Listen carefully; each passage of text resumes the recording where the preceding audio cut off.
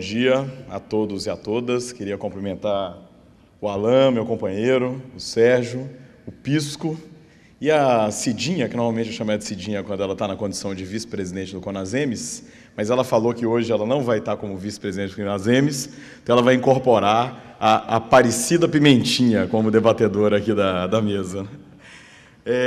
Vou trazer um pouco a discussão do Programa Nacional de Melhoria do Acesso à Qualidade, para poder discutir o que nós estamos fazendo aqui no país. Vou focar um pouco mais no programa, embora eu vou contextualizá-lo em outras iniciativas. E eu vou fazer uma apresentação um pouco diferente das apresentações que eu faço, não em termos de velocidade de palavras por minuto para desespero dos tradutores, mas em relação, eu vou ler bastante, porque por causa de várias questões, eu trouxe e construí essa apresentação muito baseada nos textos que já estão publicados na Política Nacional do Programa de Melhoria do Acesso e da Qualidade, na atenção básica, mas também trabalhando num artigo, que a gente publicou recentemente, tanto eu quanto o Alan e o Alexandre. Isso, eu fiz essa opção para poder trazer alguns elementos que já estão colocados na política, mas que a gente tem dado pouca visibilidade a isso. Eu vou tentar fazer uma apresentação do programa, mas dando ênfase ao movimento do que dando ênfase às fases, fazendo uma leitura das fases como um contínuo de movimentação, como um dispositivo para que você mobilize a ação dos sujeitos, do que a gente olhar as fases como etapas estanques, que cada um se complementa em si mesmo. Isso muito interagindo com vários debates que estão acontecendo aqui no seminário, interagindo com a fala do nosso grande mestre Gastão e também algumas questões relacionadas ao debate com o Gilson ontem na mesa, que foi a mesa da tarde. Então, para onde eu aponto isso aqui? Pronto. O PEMAC, então, ele está num contexto que é muito importante a gente identificar esse contexto do PEMAC. Ainda que ele tenha antecipado algum desses outros movimentos que compõem o contexto no Ministério da Saúde, ele é parte disso. E ele tem várias semelhanças com diversas outras iniciativas que nós temos no Ministério da Saúde. Uma iniciativa é a valorização da atenção básica. Eu não preciso falar nada, né, Pisco? O ministro deixou muito claro aqui as questões que ele trouxe do papel que ocupa a atenção básica e a política de atenção básica neste governo, e queria enfatizar algumas normatizações importantes. Então, a atenção básica é definida como porta de entrada. No Brasil, a gente não defende a atenção básica como a única porta de entrada. O decreto deixa isso muito claro, mas é a principal porta de entrada e ela deve ser a ordenadora do acesso universal e gratuito. A gente não tem a pretensão no Brasil de fechar as demais portas ao usuário. É importante que o sistema esteja acessível ao usuário, mas que a coordenação do cuidado dele seja feita pela atenção básica. Isso está muito claro no decreto da presidenta Dilma, que regulamenta a Lei 8080, e está muito claro, né, Leda, no conjunto das portarias às redes de atenção. Também é parte de um contexto de valorização da atenção básica que tem que ser traduzido em mais recursos para a atenção básica, que é o redesenho e aumento, e aí eu coloco muito claramente, enfatizo, inédito do financiamento da atenção básica que tem acontecido. Não temos nenhuma discordância, Cidinha, por exemplo, com a fala que o CONASEMES reforça muito e que a gente concorda. Nos últimos anos aconteceu um sobrefinanciamento da atenção básica por parte dos municípios. Todos nós discutimos, o ministro falou isso, o Elvésio falou isso, da importância de a gente ter mais recursos para a atenção básica. Inclusive, o Elvésio salientou a derrota que, de uma certa maneira, nós tivemos no debate da emenda constitucional, tanto no debate com a sociedade, com os meios de comunicação, como o Congresso Nacional, mas não olhando a coisa como uma fotografia e percebendo ela como um filme, a gente tem um resultado muito interessante do que tem acontecido nos últimos anos, mostrando uma tendência para o próximo período. Esse financiamento, portanto, ele aumentou e ele se diversificou. Digamos que agora nós temos 4 componentes no financiamento da atenção básica com a nova política de atenção básica. Nós temos um componente que ele é repassado per capita, e que o objetivo dele é dar mais a quem tem mais necessidades e mais dificuldades. Daí que ele incorpora um elemento de equidade que é comum no conjunto das políticas do governo, principalmente na política central do governo, que é o Brasil Sem Miséria.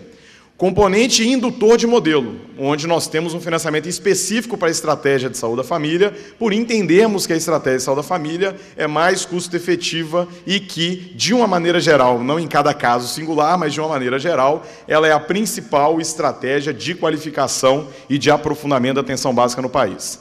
E um componente de qualidade, que aí é um componente que ele repassa mais recursos para aqueles que pactuam e alcançam melhores resultados pactuados de maneira tripartite democrática entre equipe, trabalhadores e usuários e gestores locais.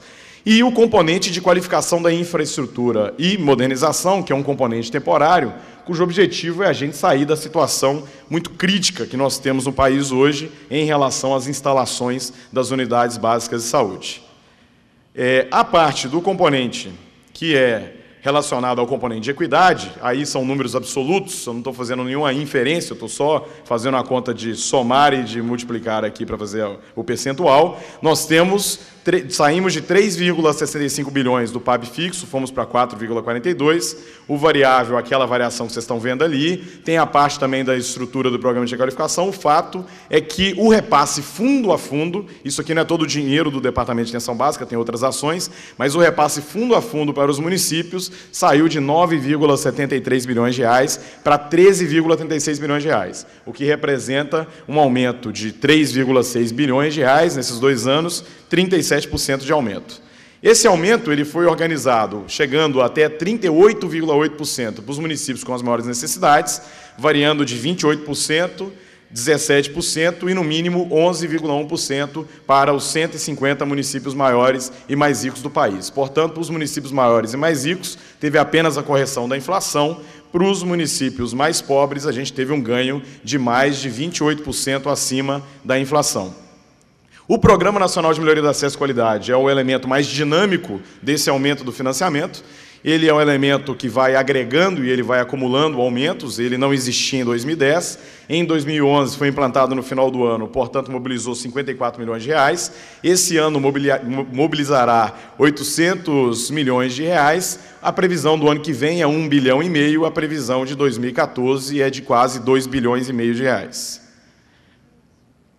Isso aqui é para mostrar que, considerando uma equipe com 3.400 pessoas aproximadamente, com 6 agentes comunitários de saúde, e essa equipe fazendo parte do PEMAC, por exemplo, essa equipe ela chega a um financiamento que pode ser de até 30 mil reais por equipe, tendo um desempenho ótimo, chega a 38 mil. Por que é significativa a diferença em mostrar isso? Porque esse financiamento, em 2010, era de aproximadamente 21 mil reais. Então, sai de 21 mil reais para 38.579, bastando para isso que ela seja estratégia de saúde da família e que ela esteja aderida ao Programa Nacional de Melhoria do Acesso à Qualidade.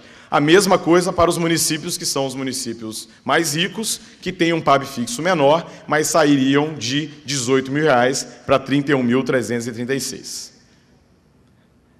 Outro elemento do contexto, saindo agora do debate do financiamento, que é muito importante, é justamente alguns elementos de gestão sistêmica do Sistema Único de Saúde, da governança sistêmica do SUS, que elas são apontadas no decreto 7508 da presidenta Dilma, e que isso é absolutamente aderente, né? Na verdade, o PEMAC é absolutamente aderente a essas mudanças. Essas mudanças trazem um elemento para não só da gente fazer uma transição entre o pagamento por procedimentos, entre a definição de uma série de recursos que você define o teto em função da capacidade instalada que já tem numa região de saúde, para a gente avançar para uma dimensão mais de análise da situação, planejamento da expansão dos serviços, planejamento das coberturas, pactuação disso de maneira tripartite, contratualização nisso, num instrumento que seria o contrato organizativo de ação pública, que prevê lá, portanto, investimentos, metas e resultados, onde nesses resultados nós temos os indicadores para acompanhar esses resultados.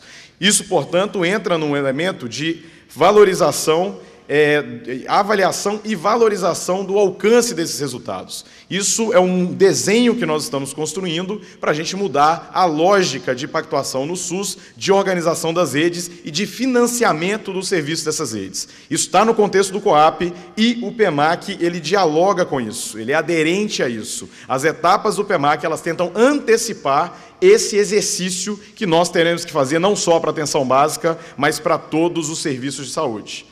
Outro elemento desse contexto é o Programa Nacional de Avaliação para a Qualificação do SUS, que é um programa de todo o Ministério. O IDSUS, por exemplo, o PEMAC, eles fazem parte desse Programa Nacional de Avaliação do SUS. Os objetivos declarados desse programa é subsidiar a tomada de decisão, a gente tomar decisões em função de melhores elementos, ter informação mais disponível para tentar tomar decisões mais acertadas, garantir a transparência dos processos de gestão do SUS, também na linha da lei de transparência que a gente está implantando no conjunto dos governos, dar visibilidade aos resultados alcançados, além de fortalecer o controle social com foco do sistema de saúde nos usuários. Isso exige a integração das informações, a integração do sistema de informação e a integração de lógicas de monitoramento e avaliação em todas as áreas, que é um esforço muito grande que, em especial, a SEGEP e a Secretaria Executiva do Ministério da Saúde vem fazendo.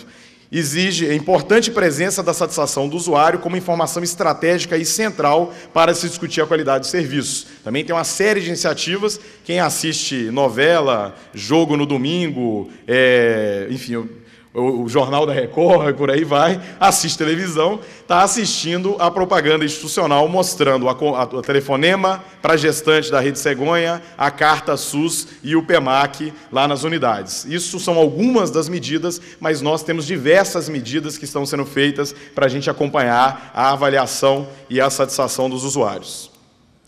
O PEMAC, portanto, as diretrizes do PEMAC, colocadas na portaria, apontam para efetivar uma mudança do modelo de atenção. Aí, dialogando com o que o Pisco estava chamando a atenção, ali se fala do desenvolvimento dos trabalhadores, aonde está o desenvolvimento ético, humano, profissional, fala-se da orientação dos serviços em função das necessidades e satisfação dos usuários. Então, é uma ideia de você melhorar a qualidade do serviço, investindo no trabalhador, apostando no desenvolvimento do trabalhador e orientando o serviço em função daquilo que o Emerson, inclusive, trabalhou aqui, que é o interesse privado, que tem que ser universalizado, que é a necessidade de saúde dos usuários. Envolver, mobilizar e responsabilizar as 3 esferas de gestão com um processo de mudança, que implica em mudar, inclusive, os modos como a gente faz gestão e os modos como a gente pensa a qualificação da atenção básica. Então, uma mudança que ela é permanente, ela não é de uma etapa para outra etapa, é iniciar um movimento e se comprometer com a cultura de sempre estar em movimento. E desenvolver, portanto, a cultura de negociação e de contratualização, importantíssima para as próximas etapas que nós vamos ter dos instrumentos do decreto. Fundamental que ela tenha caráter voluntário para que a adesão tanto das equipes quanto dos gestores partam de um pressuposto de que o êxito desse processo depende da motivação e da proatividade dos atores envolvidos.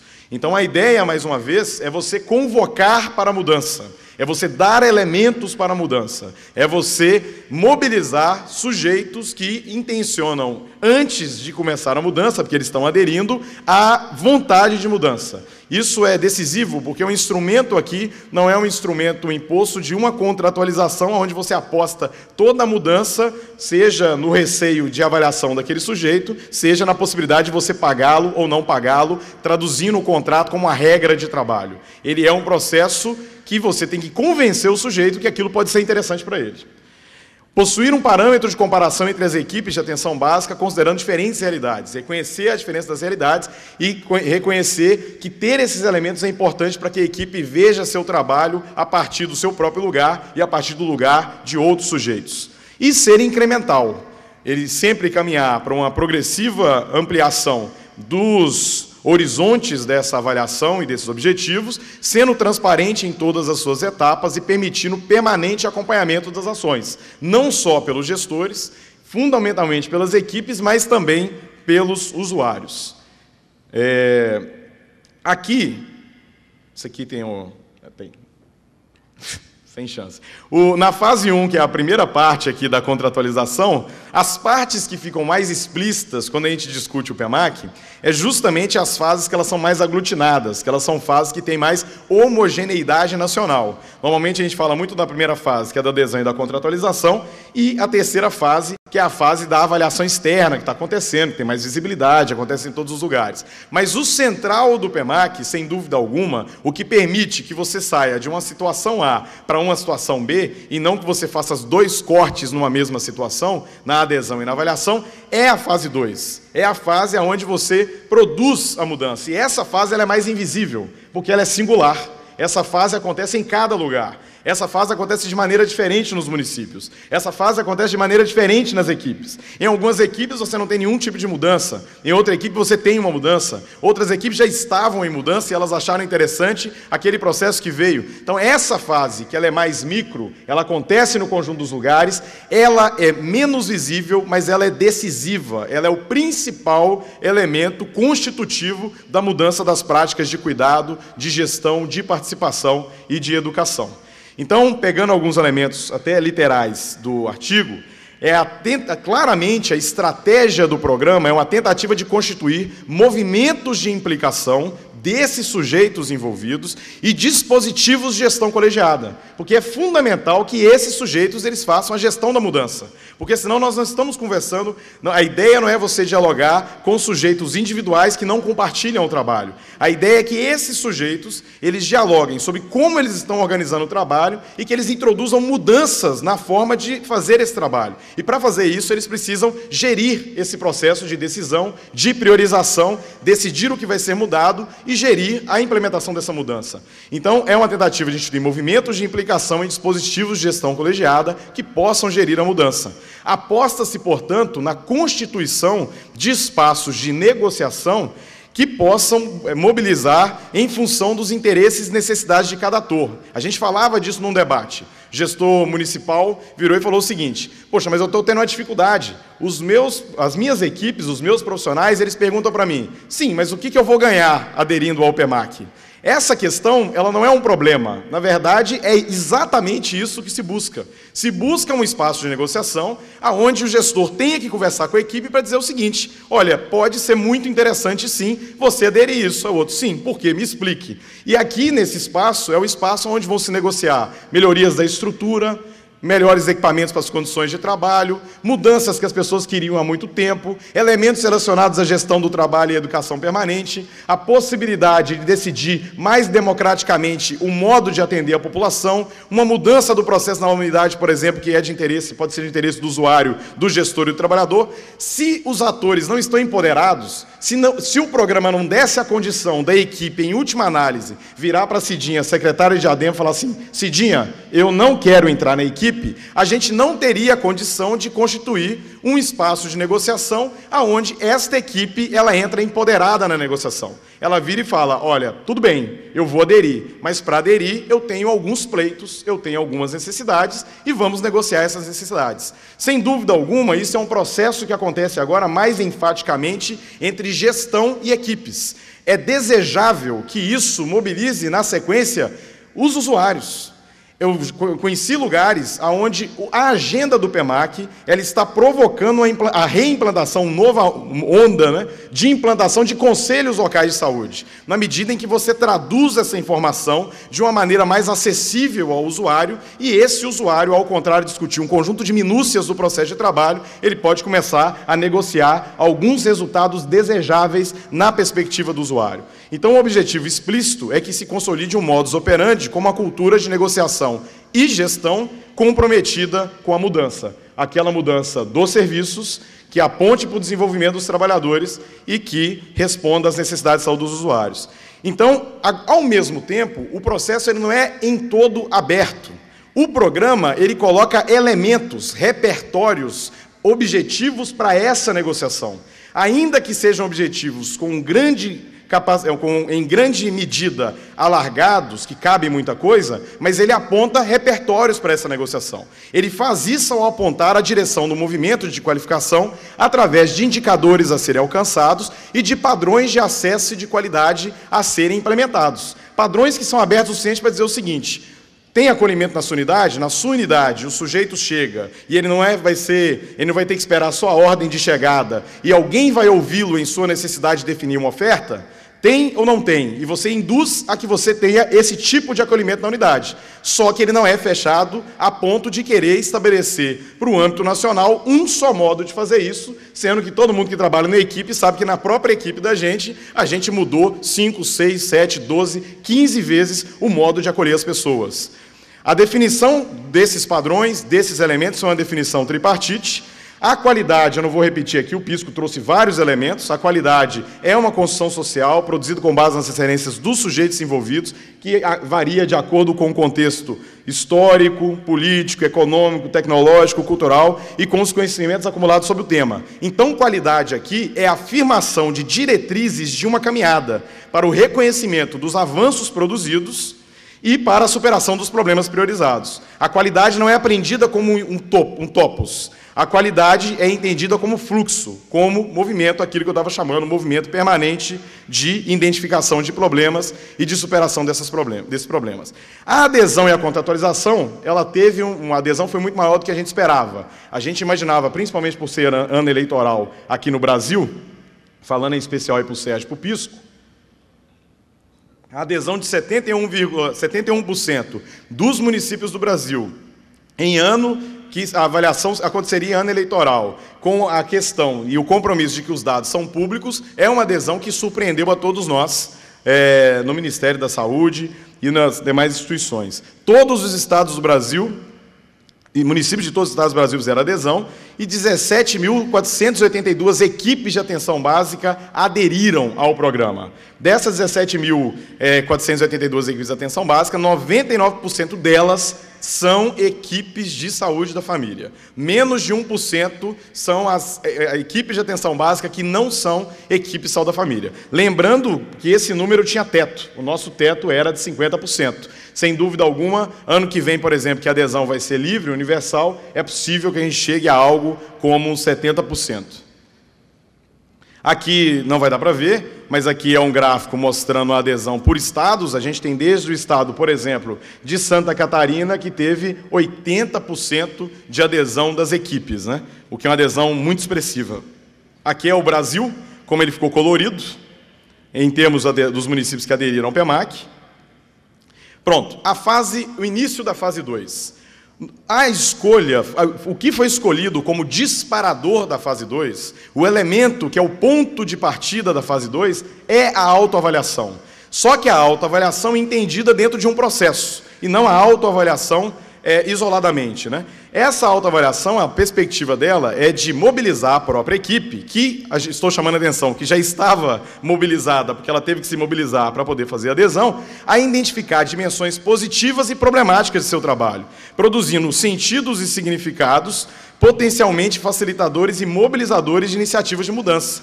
A autoavaliação, ela tem um caráter, em comparação à avaliação externa, muito mais subjetivo, ela é muito mais espraiada, ela é muito ampla, ela pega várias dimensões que o objetivo dela é lançar luz sobre várias dimensões para que aquela equipe reflita sobre aquelas questões e que ela faça decisões ativas de recortes, decisões ativas de priorização, decisões ativas de, para nós, o que é mais importante é isto e não isto. Então, nenhuma equipe vai conseguir atuar no conjunto dos elementos que a autoavaliação coloca, simplesmente porque a autoavaliação é quase uma granada que ela atira para todos os dados, né? Então, ela reforça o movimento de recorte dessas equipes. E isso é desejável. Não é desejável que as pessoas peguem o instrumento de autoavaliação e apliquem eles inteiro. É necessário que elas façam decisões interessadas naquilo que ela vai avaliar e que ela vai colocar mais força. Dispositivo que provoque o coletivo a interrogar o que está instituído naquele processo de trabalho e a colocar em análise esse processo de trabalho, as relações de trabalho e as condições de trabalho.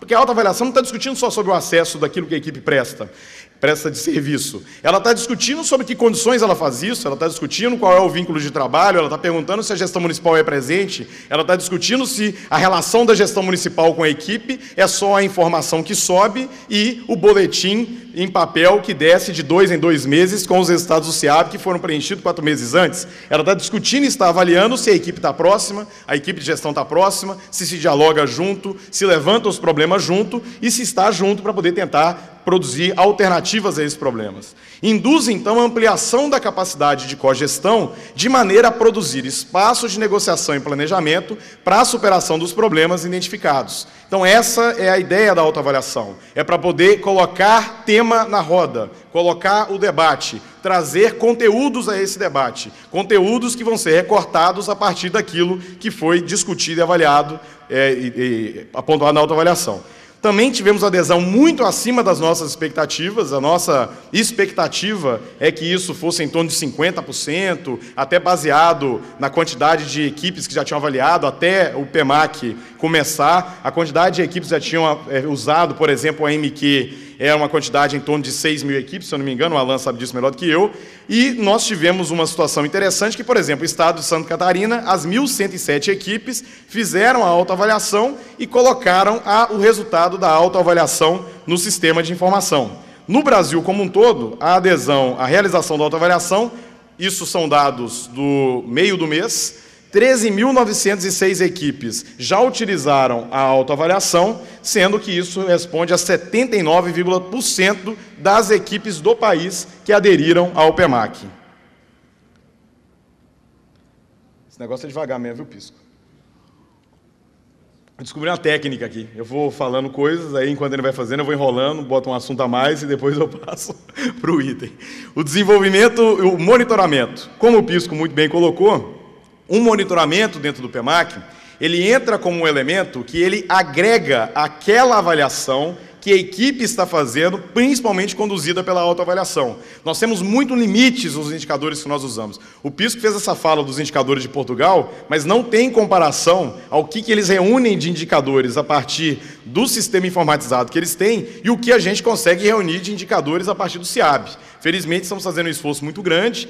Tudo der certo, ano que vem a gente tem um novo sistema de informação integrado, mas infelizmente a nossa base de dados ela tem deficiências importantes. Que bom que tem, porque aí a gente inclusive não caiu na sedução de colocar e sustentar todo o projeto em cima de indicadores. Os indicadores de monitoramento eles equivalem a 20% do score, da pontuação integral de tudo que pontua dentro do PMAC, só 20% corresponde aos indicadores. Pactuamos com CONAS e CONASEMES, que teriam que ser indicadores do CIAB, para não obrigar, para não ter que todo mundo implantar um novo sistema de informação nos 45 minutos do segundo tempo, logo antes dos últimos dias do CIAB. E a ideia desses indicadores, desse monitoramento, é fortalecer a capacidade de monitoramento e avaliação, tanto de gestores quanto de equipes. Qual o objetivo? Permitir a identificação de desafios, o reconhecimento de resultados alcançados, a efetividade ou necessidade de aperfeiçoamento e estratégias de intervenção. Instituir uma cultura avaliativa de decisão com base em informações disponíveis, dar transparência à gestão e fortalecer a participação do usuário e ter caráter formativo, pedagógico e reorientador. O monitoramento ele entra como um elemento que agrega ao movimento que a equipe já faz de problematizar o seu trabalho. Daí a importância da autoavaliação, ela ser, na verdade, a base sobre a qual constrói uma discussão que os indicadores vêm para poder complementar e não substituir essa discussão. Os indicadores foram baseados, então, naquilo que a gente já tinha no CIAB, e, para isso, a gente acrescentou mais só saúde bucal e saúde mental, que não tínhamos antes no CIAB, e isso foi decisivo na medida em que essas ações são absolutamente importantes, e se a gente não trouxesse saúde mental e saúde bucal por uma deficiência do sistema, a gente faria, enfim, era impossível, não tinha como não trazer a saúde bucal e a saúde mental. Agora, aí. Um terceiro elemento da fase de desenvolvimento, que é o elemento que começa agora a falar de uma interface entre o apoio da gestão municipal e as equipes e de uma interface entre os próprios profissionais, é porque identificar os problemas, priorizar os problemas, não se transforma automaticamente na solução dos problemas. Eu posso identificar o problema e eu preciso de ajuda para poder enfrentar aquele problema. Eu preciso olhar outras experiências que enfrentaram aquele problema. Eu preciso de orientação, eu preciso de compartilhar, eu preciso discutir sobre experiências que deram certo e experiências que tiveram dificuldade, que deram errado, por exemplo. Então, o PMAC ele provoca o saber fazer em educação permanente para que esse saber fazer seja encarnado na prática concreta do serviço de saúde. Então, a mudança do modelo de atenção, necessariamente, ela impõe a qualificação do serviço de saúde e de seus profissionais, e a mudança do processo de trabalho em saúde, mudança do processo de trabalho e desses atores que estão no processo de trabalho, provocando uma maior capacidade de intervenção e, necessariamente, ampliar a autonomia desses sujeitos para eles poderem construir mudanças e sustentar essas mudanças. Porque se as mudanças vêm de fora, a gente tem uma dificuldade no dia seguinte, obviamente, de sustentar as mudanças ou de construir alternativas aos problemas que as mudanças geraram no dia seguinte. Então, propõe uma educação permanente seja vista como uma estratégia de gestão, com grande potencial de provocar mudanças na micropolítica do cotidiano do serviço. Em muitos lugares, a gestão municipal municipal não tem condições de fazer isso. A gente tem pouca gente na equipe da coordenação de atenção básica. Essa pessoa, ela tem, às vezes, um perfil mais administrativo e ela não consegue dialogar com as equipes. O que nós temos percebido no Brasil inteiro é uma riqueza muito grande de alternativas. As pessoas, muitas vezes, colocam uma equipe para conversar com a outra. Alguns lugares, as pessoas de gestão organizam nas sextas-feiras à tarde a possibilidade das equipes conversarem sobre o que elas estão fazendo, quais as atividades que elas estão encontrando, de maneira que, ao contrário de você ter um sujeito até de fora do processo de trabalho, você tem os próprios profissionais, uns aprendendo com os outros e estudando sobre os modos de produzir essa mudança. A riqueza desse processo é isso, são as diversas possibilidades que são criadas, principalmente em situações de dificuldade. O apoio institucional, portanto, é entendido como uma função gerencial que busca a reformulação do modelo tradicional de fazer gestão. Aquilo que eu estava criticando, como verticalizado, como mais autoritário, como que pede informação, que sobe informações e desce informações, e você não tem uma intervenção, você não tem um diálogo, você não tem o construir junto alternativas para os problemas identificados. Então, é um dispositivo de gestão com forte capacidade de disparar processos que propiciem um suporte ao movimento de mudança deflagrado pelos coletivos, buscando fortalecê-los, reconhecendo e potencializando seus esforços. É uma estratégia que estimula, portanto, a construção desses espaços, onde os grupos possam analisar, definir tarefas, elaborar projetos de intervenção e que, fundamentalmente, aposte na autonomia e na emancipação desses atores, justamente por aquilo que eu estava dizendo, para continuarem criativos e continuarem com capacidade de mudança permanente. Pressupõe, portanto, a integração entre vários elementos: planejamento, avaliação constante, agendas de educação permanente para o desenvolvimento das dimensões gerenciais, pedagógicas, ações matriciais desempenhadas pelos apoiadores. O apoiador, então, ele tem que ter um leque, ele tem que ter uma caixa de ferramentas sempre à disposição para tentar dialogar com as necessidades que essa equipe apresenta ao se deparar com problemas que ela pretende enfrentar. A avaliação externa, que é a terceira fase, ela faz um levantamento de informações para análise das condições de acesso e de qualidade dessas equipes e para o reconhecimento e valorização dos esforços e resultados alcançados. Aqui, embora a gente tenha uma visão muito tradicional de avaliação, onde a avaliação sempre é punitiva, onde a avaliação sempre é externa, é muito importante a gente perceber que em diversos lugares nós somos surpreendidos pelas equipes gostando de serem avaliadas. Elas gostando de alguém de fora reconhecer o esforço que nas 40 horas que elas dedicam todas as semanas, elas fazem. As equipes têm um déficit de reconhecimento. As equipes têm um déficit de perceber, de valorizar e dizer que o que ela está fazendo está bom e que parabéns que você faz isso. É fantástico o seu esforço, esse elemento aqui você está indo muito bem, pode fazer isso, aqui talvez você tenha que prestar um pouco mais de atenção, e aí é uma grande questão eu acho que com o que a gente tem recebido, da maneira como as equipes, por sua vez, têm acolhido a avaliação, nos provoca um desafio muito grande, como trabalhadores e gestores, para a gente poder dar vazão a isso e fazer um ciclo muito interessante, não deixando que essa avaliação possa aparecer como uma avaliação punitiva, uma avaliação que coloque em xeque o compromisso e aquilo que o profissional tem feito. Eu acho que, mais do que nunca, a gente tem que usar essa avaliação para a gente poder chegar e trazer elementos ao processo de trabalho da equipe, para valorizar a equipe, para reconhecer o esforço dela e para identificar pontos que a gente pode tentar qualificar. A composição da certificação, portanto, é 10% a autoavaliação, a simples realização dela, 20% o monitoramento dos 24 indicadores e a maior parte é justamente o instrumento de avaliação externa com os padrões de acesso e de qualidade, que vale os seus 70%. Na avaliação externa são 5 as dimensões. Gestão municipal para o desenvolvimento da atenção básica, que não tem que ver com a equipe.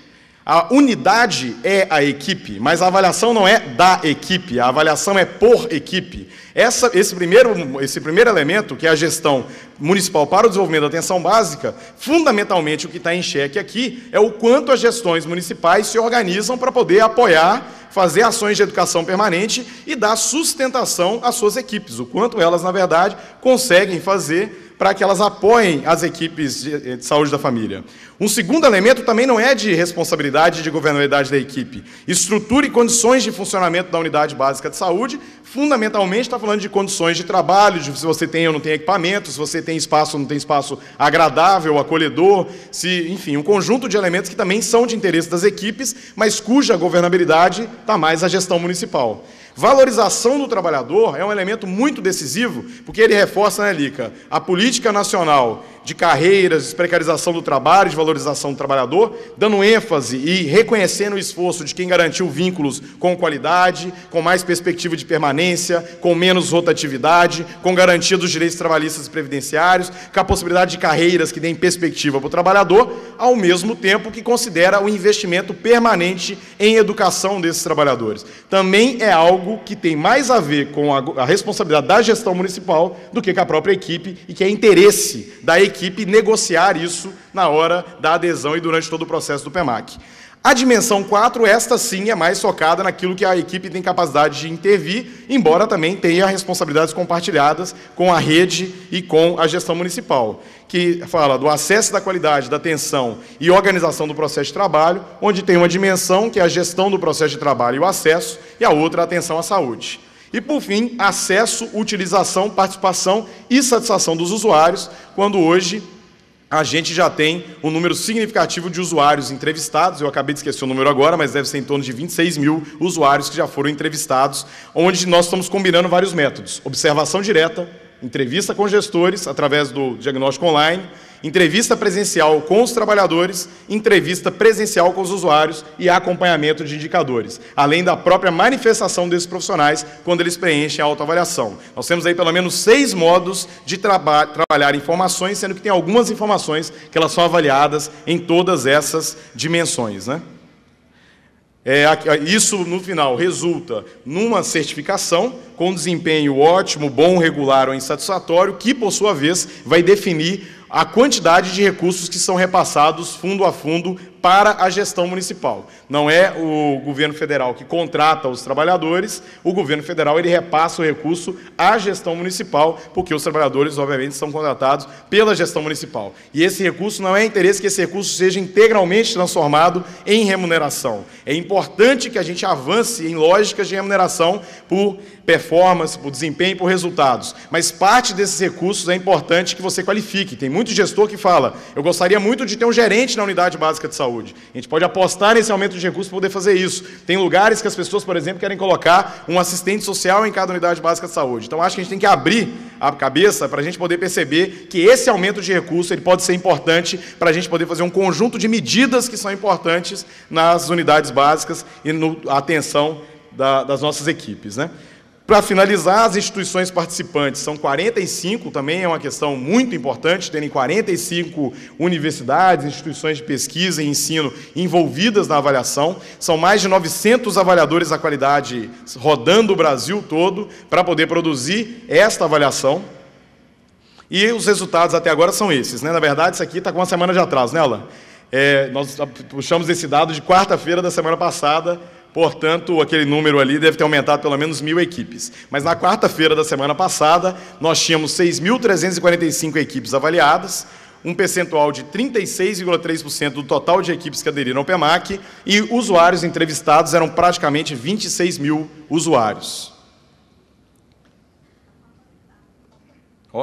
Aí. O número de municípios visitados, 1.866, um número semelhante, que é próximo de 33,5% dos municípios que serão do Brasil, né? Aqui é o mapa do Brasil, ele não está todo igual, né? Tem lugares onde nós temos a avaliação mais avançada, mas ali está colorindo quais são os municípios que já foram avaliados, ou pelo menos tem algum dado de suas equipes, né? Vamos lá.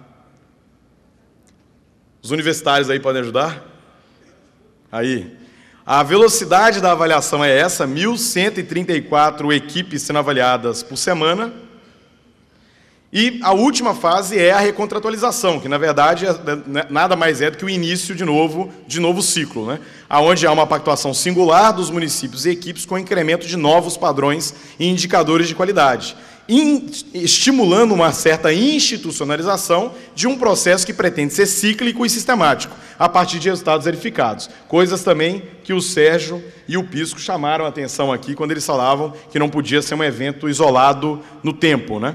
O segundo ciclo, portanto, ele tem algumas perspectivas. Avançar da igualdade para a equidade. A gente não fazer comparações entre situações que são distintas. Avançar do geral para o singular, de maneira que aquilo que é vocação da equipe, aquilo que é prioridade da equipe, ela possa eleger esses elementos para ela ser avaliada nesses elementos e não em todos os elementos. E da fotografia para o filme, onde a avaliação e a comparação mais importante não vai ser a comparação da equipe com as demais, mas da equipe consigo mesma, para ela poder perceber aquilo que ela avançou e no que ela não avançou.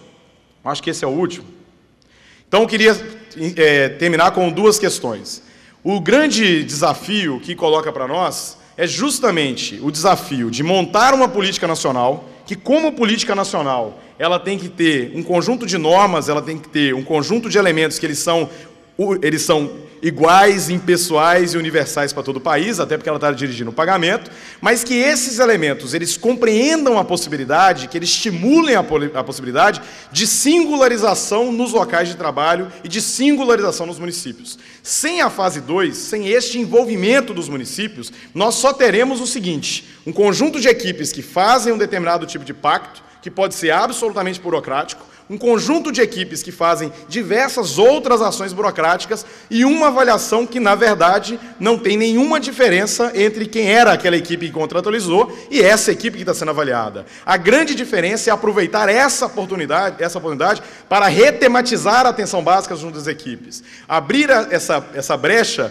para a gente debater novamente como estamos fazendo o nosso processo de trabalho e colocar mais uma vez o processo de trabalho em análise. É a possibilidade de se reforçar cada coordenador de atenção básica junto ao seu secretário de saúde para que aquele curso de apoio institucional que nunca saía, aquela contratação de outras 3 pessoas que nunca saíam, elas possam acontecer para que a gente possa estar mais perto das equipes. É a possibilidade de a gente colocar em xeque não só as nossas práticas de cuidado, mas como as nossas práticas de gestão.